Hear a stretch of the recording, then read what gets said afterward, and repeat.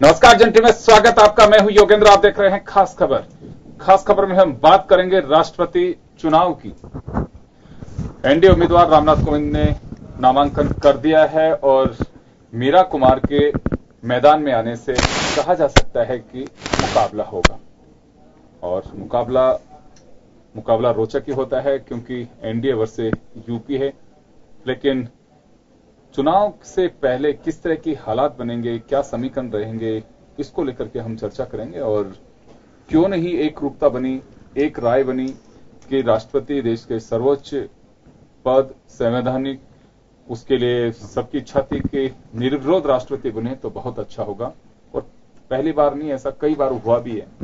कहां ऐसी स्थितियां रही कि निर्विरोध राष्ट्रपति बनने में रोड़े रहे?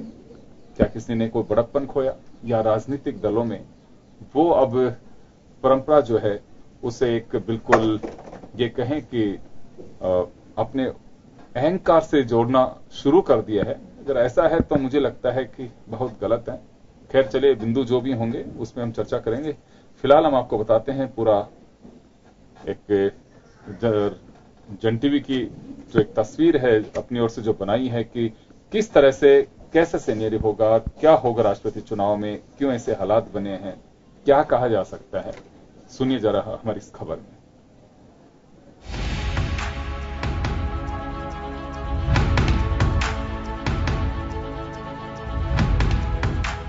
राष्ट्रपति चुनाव के लिए रामनाथ कोविंद ने आखिरकार एनडीए की ओर से आज पर्चा भर दिया। ताजा हालातों को देखते हुए रामनाथ कोविंद का राष्ट्रपति बनना तय माना जा रहा है। हालांकि राष्ट्रपति पद के लिए नामांकन भरने के बाद रामनाथ कोविंद ने कहा कि जब से मैं राज्यपाल बना मेरा कोई दल नहीं है। उन्होंने कहा कि राष्ट्रपति को दलगत राजनीति से ऊपर होना चाहिए। मैं जब से गवर्नर बना तब से मेरा कोई राजनीतिक दल नहीं है। मेरा हमेशा प्रयास होगा और मेरी मान्यता भी है कि राष्ट्रपति का पद दलगत राजनीति से ऊपर होना चाहिए। देश के सर्वोच्च पद के लिए चुनावी बिसात बिछना तय हो गया है। राष्ट्रपति जैसे गैर राजनीतिक और असंवैधानिक पद पर भी राजनीति चरम पर है। हालांकि देश के अवाम के साथ ही राजनीतिक दलों को भी उम्मीद थी कि राष्ट्रपति का चुनाव सर्वसम्मति से हो जाएगा। लेकिन वेंकैया नायडू और अरुण जेटली की सोनिया गांधी से मुलाकात के बाद असहमति साफ नजर आई। अगर एनडीए रामनाथ कोविंद का नाम घोषित करने से पहले कुछ बड़प्पन दिखाकर यूपीए की मुखिया से मुलाकात करती तो शायद तस्वीर कुछ और होती। खैर, एनडीए की ओर से रामनाथ कोविंद के नामांकन भरने के बाद जेडीयू, टीआरएस, बीजेडी जैसे दलों ने भी उनको अपना समर्थन देने का ऐलान कर दिया है। रामनाथ कोविंद को 61वीं सदी से ज्यादा वोट मिलने की उम्मीद है क्योंकि अकेले एनडीए का वोटिंग परसेंटेज 48.6% है। आज मैंने राष्ट्रपति पद का नामांकन प्रस्तुत किया।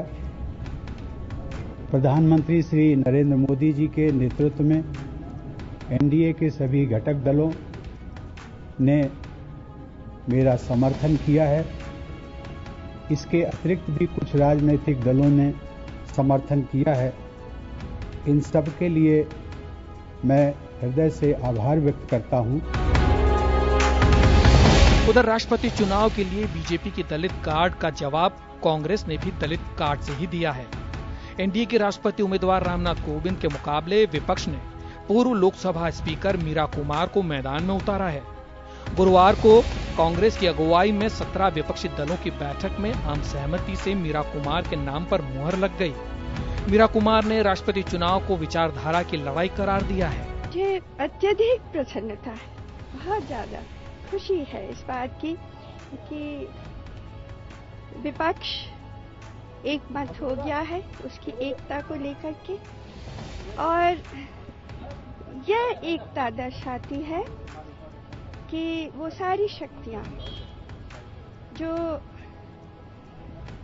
मूल्यों में, आदर्शों में अटूट विश्वास करती हैं वो एक हो गई है। मीरा कुमार की उम्मीदवारी के बाद अब जेडीयू पर निगाहें टिकी है कि क्या बिहारी अस्मिता का ख्याल कर नीतीश पाला तो नहीं बदलेंगे। हालांकि जेडीयू की ओर से साफ संकेत हैं कि वो रामनाथ कोविंद को ही समर्थन देगी। ब्यूरो रिपोर्ट, जन टीवी। तो चलिए, आपने सारा देखा कि रामनाथ कोविंद नामांकन कर चुके हैं। मीरा कुमार साहब का यह है कि विचारधारा के आधार पर वो चुनाव लड़ेंगी और राष्ट्रपति पद के लिए सभी को साथ लेकर के चलना और कहें कि संवैधानिक पद है। जब आप राष्ट्रपति बन जाते हैं तो उसके बाद ना कोई पार्टी, ना कोई जाति, ना कोई धर्म, और होना भी यही चाहिए, क्योंकि देश के संविधान और उसकी आस्था हम सबकी जो है वो एक सर्वोच्च पद पे जब सुशोभित होते हैं तो निश्चित रूप से उसको गौरवान्वित करने वाली आपकी सोच होनी चाहिए। चलिए, हमारे साथ मनीष पारिक भाजपा नेता और संगीता गर्ग जी कांग्रेस से इस वक्त मौजूद हैं। संगीता जी, आपसे जानना चाहूंगा कि एक राय बन सकती थी, मैसेज जाता दुनिया के मुल्कों में कि देश के सर्वोच्च पद के लिए सबकी एक राय है, सब लोग एकजुट हैं, तो क्या माना जाए इसे कि एक हठधर्मिता कही जा सकती है प्रतिपक्ष की? योगेंद्र जी, बिल्कुल सत्य कहा आपने कि निश्चित रूप से बीजेपी के द्वारा जो देश का सर्वोच्च पद है और संवैधानिक पद है उसके लिए जो मशक्कत की गई, तो उनका बड़प्पन तो ये होना चाहिए था कि विपक्ष से वो बैठ के सलाह मशवरा करते, चर्चा करते और नाम को उसी वक्त वो बताते भी। लेकिन चर्चा करने गए, चर्चा करने जाने का मतलब उनका सिर्फ ये था कि जनता को भ्रमित कर दो, पेपर के माध्यम से ये बता दो कि हम चर्चा करने के लिए गए, लेकिन चर्चा करने के दौरान आप नाम को बताते नहीं हैं। तो बिल्कुल उनकी हठधर्मिता या ये कहें कि तानाशाहीपूर्ण रवैया उनका बरकरार है।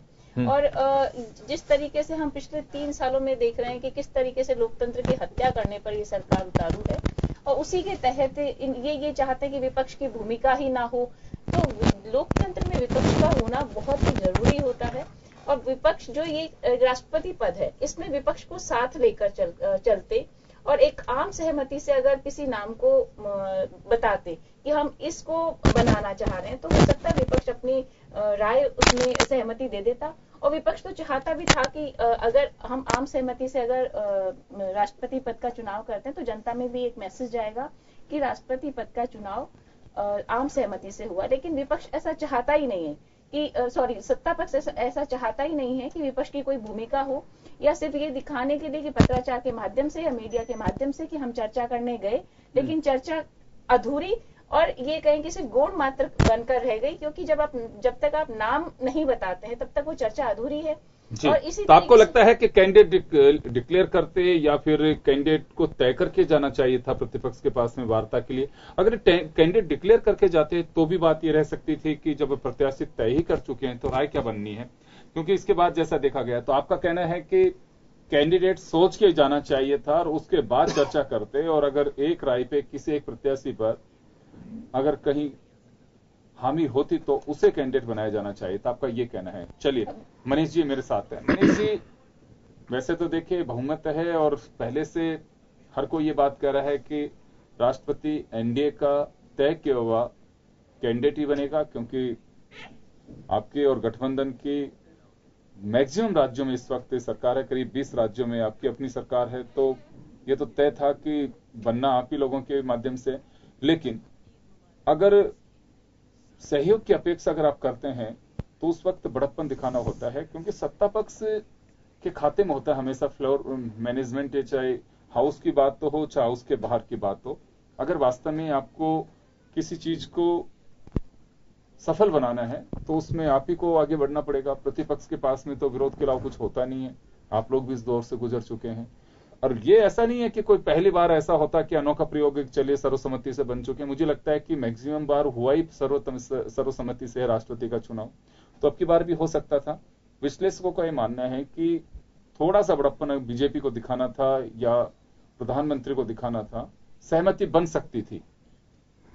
योगेंद्र जी, बात यही है, इतनी प्रचंड गर्मी में विपक्ष रहा हमेशा विरोध के नाम पे, कभी और विषय पे, कभी विदेश यात्राओं पे, कभी रोजगार पे, और वो तलखी इस तरह की हो गई कि हर स्तर पर वो बात उन्होंने की, तो वो ये भूल ही गए थे कि अब सावन आया है, ये सावन का विषय है। वो भी उसको जेठ के महीने की जैसे ही देख रहे हैं। तो आप देखिए कि अंतर ही पता नहीं चला। सावन है, ये एहसास किसको अब वो है? विपक्ष को हुआ। विपक्ष को होना चाहिए। आप लोगों को तो लंबे समय से ही है। नहीं, गर्मी का एहसास हो जेठ के महीने में ठीक है, पर जेठ के बाद में सावन आता है। वो सावन राष्ट्रपति का चुनाव एक इस तरह का मुद्दा है जब आपको ये पता है कि 5,37,000 वोट इनके पास में है, ये अबाउट टू जीतने वाले हैं। उसके बाद आप ये इस गैर जिम्मेदार तरीके से कहते हैं कि नाम तो लेकर ही नहीं आए, बात क्या करें। और दूसरे दिन जब ये बात आती है अखबारों में लिखते हैं कि जब नाम ही तय कर लिया था तो बात क्या करेंगे। तो अल्टीमेटली मुझे ऐसा लगा कि 15 दल होने के बावजूद, 18 दल होने के बावजूद भी कोई एक सामने विपक्ष में नहीं बन पाया था कि कौन बात करेगा, और जो बात करेंगे तो किस आधार पे करेंगे, नाम पे करेंगे या पहले और फैक्टर पे बात करेंगे। जो भाजपा के नेता वहां पर बात करने गए थे उनसे सीधा पूछा नाम बताइए। जब आप ये पूछ रहे हैं इसका मतलब नाम तय नहीं है। और जब ये बात हुई कि आपने अपना विषय नहीं रखा होगा तो दूसरे दिन जाके भाजपा ने कहा नाम कैंडिडेट का बताया, तो कहते नाम ही तय कर लिया था तो बताते क्या। तो ये जो कंफ्यूजन है इसका जवाब विपक्ष को, देश को देना चाहिए। संगीता जी, एक बार मनीष जी, मैं एक बात जानना चाहूंगा कि आप बहुत अच्छे से पेशेवर वकील भी हैं और बहुत चीजों को अच्छे से समझते हैं, जानते भी हैं। मैं एक बात जानना चाहूंगा आपसे कि अगर कोई व्यक्ति प्रपोजल आपके यहाँ लेकर के आता है तो प्रपोजल पे गौर किया जाता है कि वो जो व्यक्ति आते हैं उन पे गौर फरमाया जाता है? प्रपोजल होगा कोई कि आप जो प्रपोजल लेके आए कि चर्चा किस पे की जाती है, प्रपोजल पे या जो कमेटी के सदस्य गए हैं उन पे चर्चा होनी चाहिए? नहीं, निश्चित तौर पे जो चर्चा आंतरिक स्तर पर हुई है उसको आप अगर देखते हैं गौर से तो ये बताया जाता है राष्ट्रपति चुनाव के लिए आए हैं और ये चाहते हैं कि सर्वसम्मति से चुनाव हो जाए। अगर आपका कोई विषय आपको लगता है तो आप बताइए, हमारा विषय ये है। दोनों बातें बताई गई। उस समय उन्होंने नाम का प्रश्न खड़ा किया और जब ये बात हो गई थी, नाम नहीं बताया गया तो उनको अपना, मैं कहता हूं ये मीडिया में कहना चाहिए। मनीष पारिक जी, सहमति किस पे बननी थी? राष्ट्रपति पे नहीं, कोई संविधान का गठन नहीं हो रहा था कि जिसपे कहा जाए कि राष्ट्रपति भी एक पद होगा प्रधानमंत्री के अलावा, जिसपे आपकी क्या राय है। यहाँ तो कैंडिडेट पे ही तो चर्चा होनी थी। वही तो कह रहा हूं मैं, प्रत्याशी है, आप बता दीजिए। उसके अलावा मैं एक बात कहना चाहूंगा, ये देखिए आपकी पार्टी के लोगों की सोच है, बाकी जो लगता है विश्लेषकों का जो मानना है, इसमें अगर आपकी जब पार्लियामेंट्री बोर्ड की बैठक हुई उस वक्त तय करने के बाद अमित शाह साहब सीधे मीडिया से मुखातिब हुए। अगर हो सकता था ऐसा लगता हो, क्योंकि विश्लेषकों का ऐसा मानना है कि उस दौरान एक गैप रख करके और जैसे ही कैंडिडेट डिक्लेयर हुआ उसके बाद में चर्चा की जा सकती थी सोनिया गांधी से या दूसरे लोगों से कि हमारी पार्लियामेंट्री बोर्ड इस अमुक व्यक्ति के नाम पर सहमति जता रहा है, आप लोगों का क्या कहना है। और ये हर तरह से ठीक हो सकते हैं, किसी तरह की कोई इन पे आरोप नहीं है, कुछ नहीं है, सबको एक, क्योंकि राष्ट्रपति सबका होता है तो ऐसे में सहमति बन सकती है। तो लोगों का मानना है कि बन भी सकती थी, क्योंकि ये मौका खो दिया बीजेपी ने। मैंने कहा पहले कि फ्लोर मैनेजमेंट का जिम्मा हमेशा सत्ता पक्ष का होता है। अगर इतना सा बड़प्पन दिखाते तो मुझे लगता है कि कोविंद साहब का डिक्लेयर जब नॉमिनेशन के बाद स्क्रूटनी और उसमें जब कैंडिडेट तय करने, माफ करिएगा, जब डिक्लेयर करने का होता है वक्त वही हो जाता। एक लंबा सफर तय नहीं करना पड़ता कि अब मतदान होगा, अब आपको अलग अलग जगह जाना पड़ेगा, बाड़ेबंदी होंगी, क्योंकि ये देश अंतरात्मा के नाम पर एक चुनाव देख चुका है राष्ट्रपति का। और वो अंतरात्मा की आवाज, उसके बारे में ओम सैनी साहब भी बताएंगे डिटेल कि उस अंतरात्मा की आवाज में बहुत सारी चीजें हुई थी और किस तरह की बिसात बिछी थी और उसके परिणाम क्या सामने आए थे। ओम जी, प्रेसिडेंट का इलेक्शन ऐसा है कि गुप्त मतदान है आपका और आप मतदान दीजिए, किसी को हाथ खड़े करने की आवश्यकता नहीं होती है। और इंदिरा गांधी जी ने उस वक्त देखा भी है 1975 के, मैं एग्जैक्टली ठीक हूं कि नहीं, और लेकिन नीलम संजीव रेड्डी साहब जिस वक्त थे वो जो दौर था, क्या लगता है कि कुछ ऐसे चमत्कार की उम्मीद है अभी भी कांग्रेस को? देखिए, वैसे तो आजाद भारत के इतिहास में 2 इलेक्शन बहुत महत्वपूर्ण हुए राष्ट्रपति के।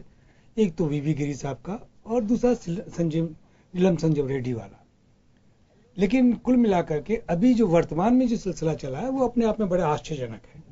देखिए, सबको पता है, सारी पॉलिटिकल पार्टीज को पता है कि 776 तो हमारे पास में सांसद हैं, 4120 विधायक हैं, उनका जोड़ ये बैठता है। उस जोड़ में जब ये पूरा पता लग गया, ठीक तरीके से अंदाज हो गया कि भारतीय जनता पार्टी या जो सत्ताधारी दल है या जो एनडीए है वो आगे है, ऐसी स्थिति में कोई चिंता की बात होनी नहीं चाहिए थी और डेमोक्रेसी का पूरा और परंपरा का पूरा पालन किया जाना चाहिए था। आपने ठीक फरमाया कि आप गए प्रपोजल लेकर के, लेकिन कोई नाम लेकर के नहीं गए, कुछ आपने चर्चा नहीं की और उसके बाद में आपने आकर के, और अमित शाह साहब ने जो बड़ी तेजी के साथ में अपनी तरफ से घोषणा कर दी, उसके बाद में कुछ बचता नहीं है। तो इसका मतलब ये था कि टोटल मिलाकर के विपक्ष को एक पीड़ा ही झेलनी पड़ी उस हिसाब से ना। और ऐसी स्थिति में बात जो दो पिछले इलेक्शंस हुए हैं वीवी गिरी साहब का और नीलम संजय रेड्डी साहब का, उसी तरीके का इलेक्शन आपके सामने आ गया।